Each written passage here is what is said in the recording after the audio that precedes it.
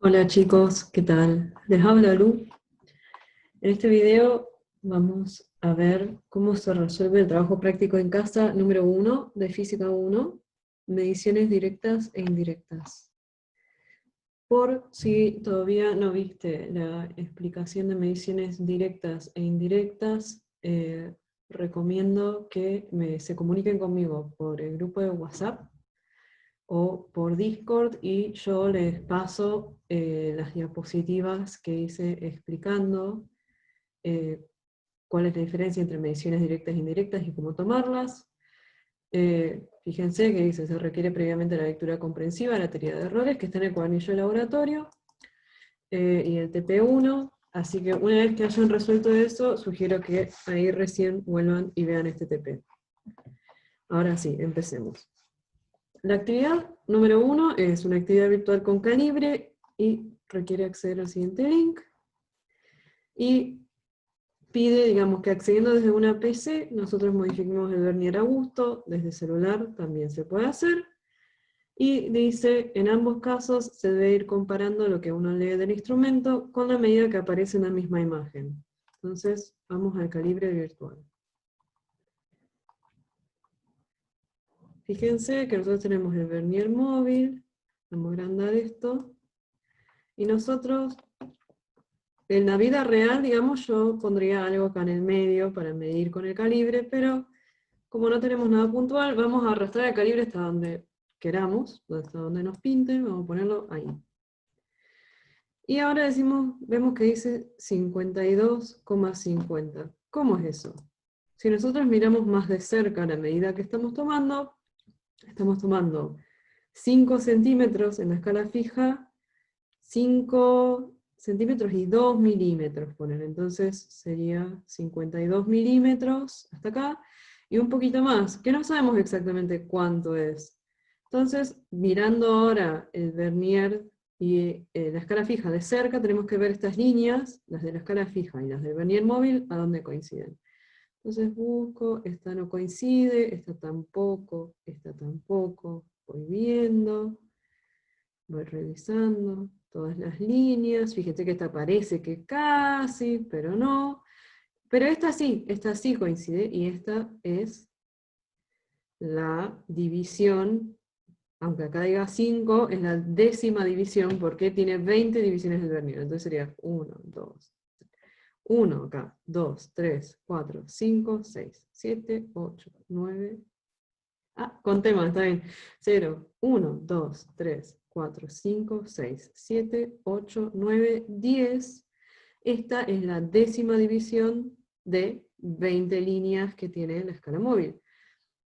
Entonces, nosotros teníamos que la apreciación del calibre, si recuerdan el ejercicio de la guía 1, era de 0,05 milímetros, porque era 1 milímetro dividido por las 20 divisiones del vernier móvil. Entonces tenemos que calcular la apreciación por la división correspondiente. Entonces si hacemos 0,05 por 10 nos da 0,5 milímetros.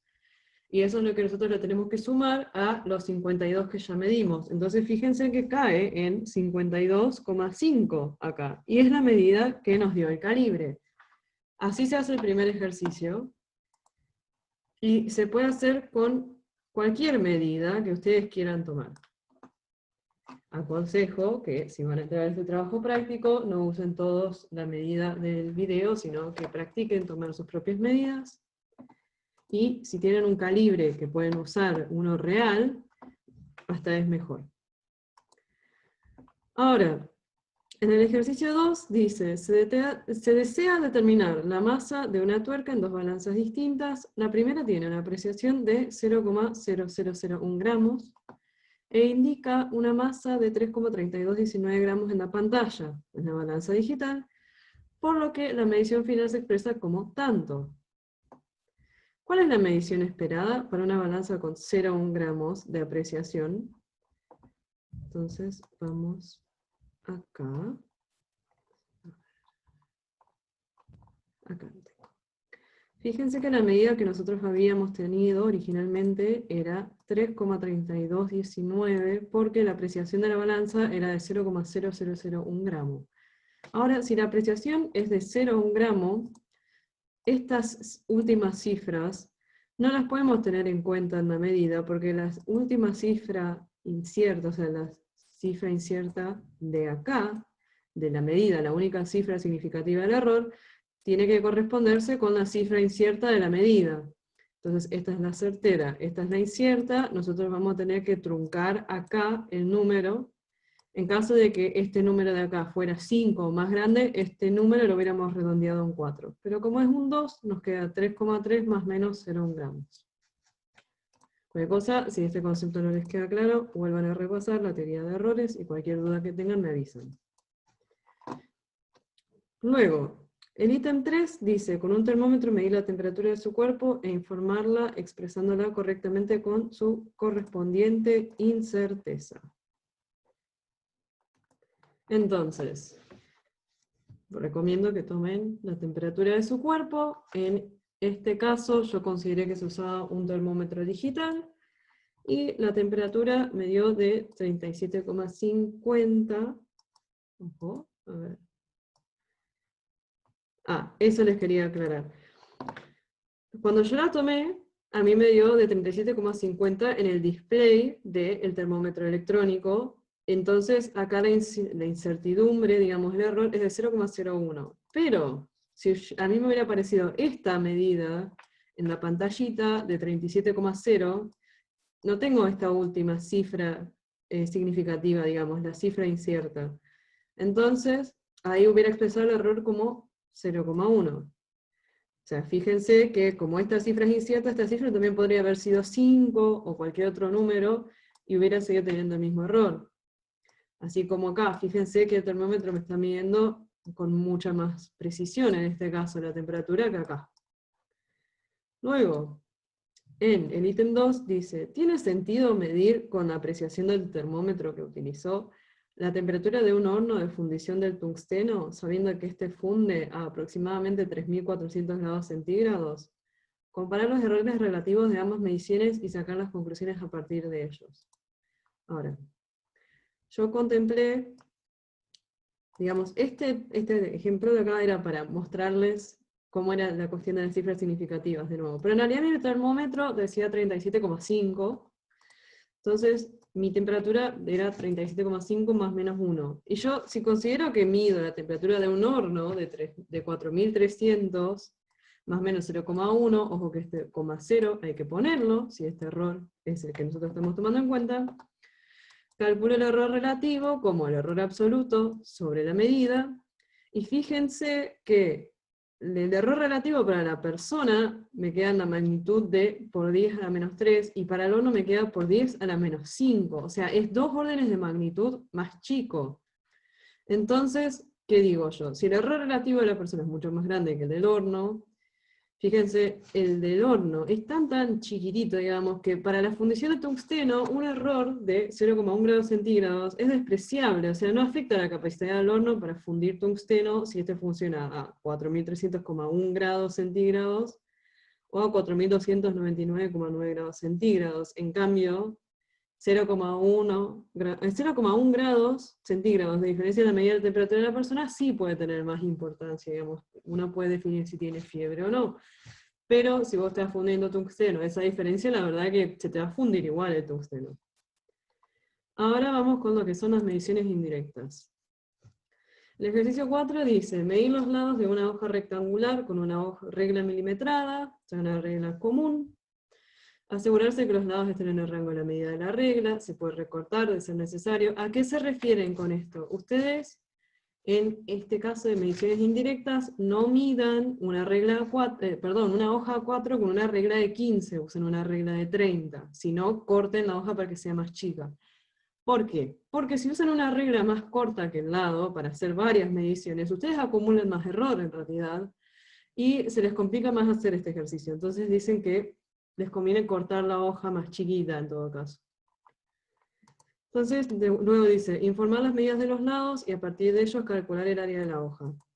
Todas las medidas deben ser informadas correctamente, tener en cuenta la propagación de errores descrita en el cuadernillo de laboratorio.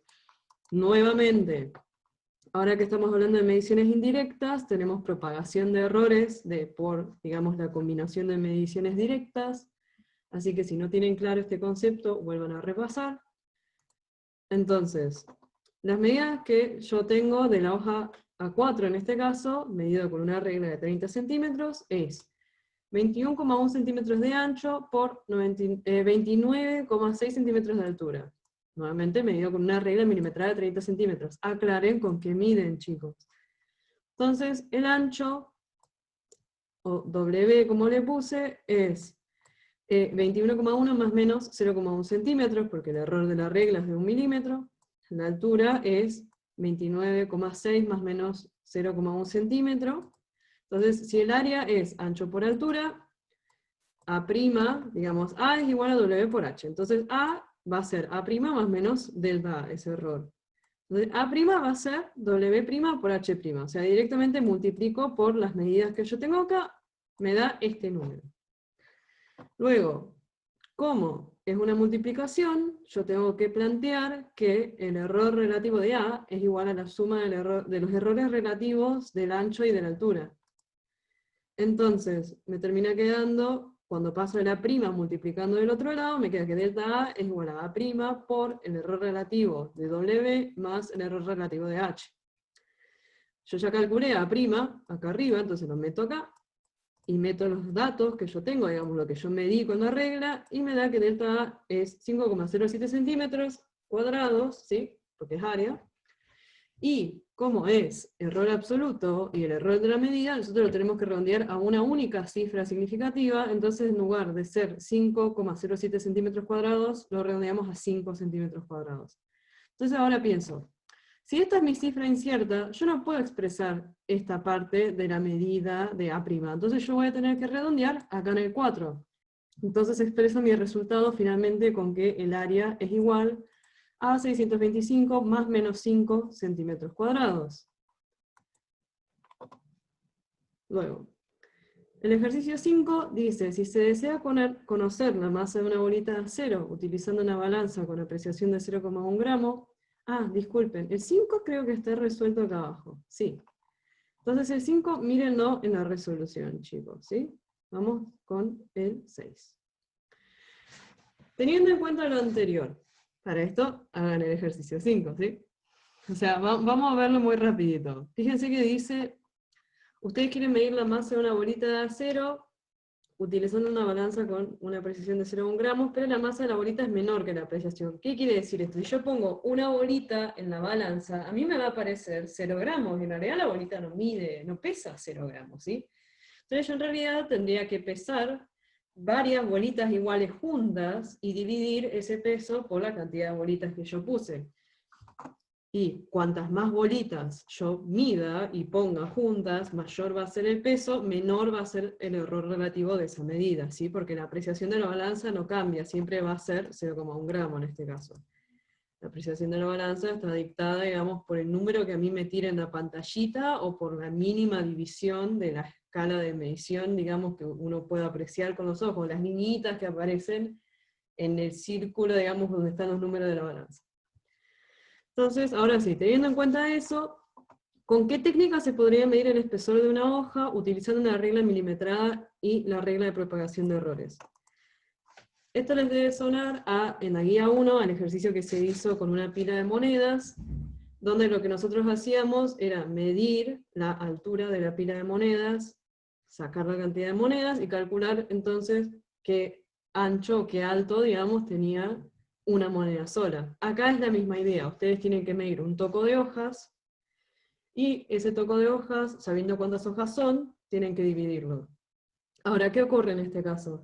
No solo se divide la medida, que sería la altura prima, sino que se divide delta altura también. O sea, por eso les digo, cuanto más mediciones ustedes hacen, el error absoluto disminuye, porque se va dividiendo por la cantidad de, digamos, unidades que vos tengas.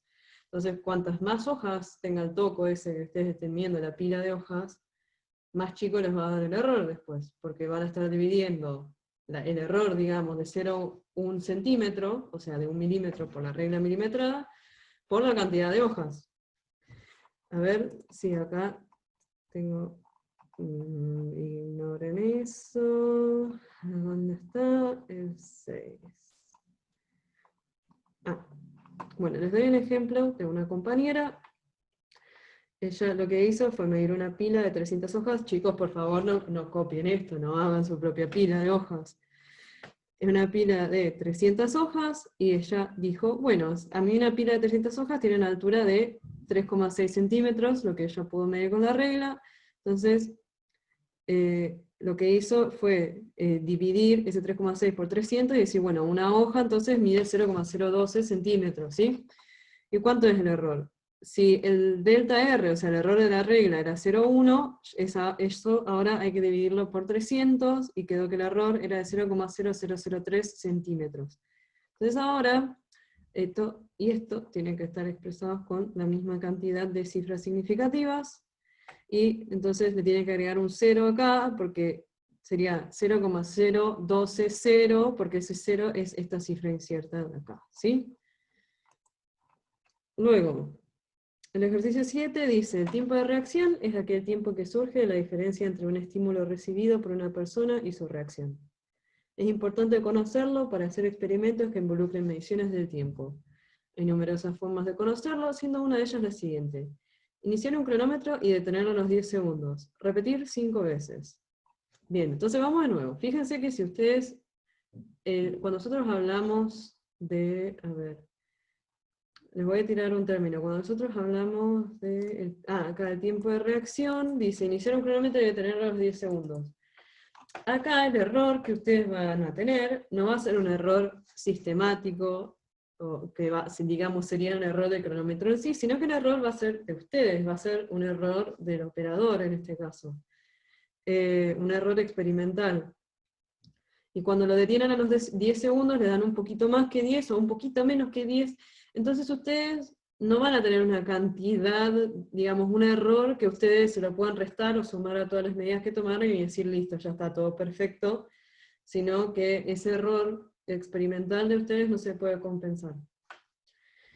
Luego dice que los 5 valores que se toman hay que sumar los valores absolutos de las diferencias entre el tiempo obtenido y los 10 segundos exactos, y dividirlas por 5. O sea, ¿qué están haciendo acá? Están sumando todos los errores que obtuvimos nosotros, o sea, cuánto más que 10 o cuánto menos que 10 se midió, y se divide por 5 para sacar como un error estimativo.